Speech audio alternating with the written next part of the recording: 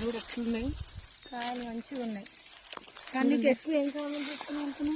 సొంతం తోట మీదేనా అని చెప్తున్నారు.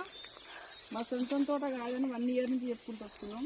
ఇప్పుడు 1 year చెప్పబట్టి ఆయన అయ్యే కామెంట్స్ వస్తున్నాయి. కొత్త వాళ్ళ కోసం మళ్ళీ చెప్తున్నాం అనమాట.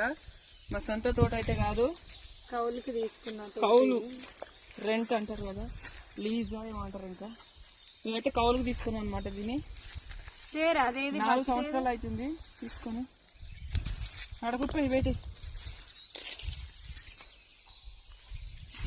మేమైతే నిమ్మకాయలు దింపుతున్నాం. మీరేం చూస్తున్నారో కామెంట్ చేయండి. బాయ్ మరి.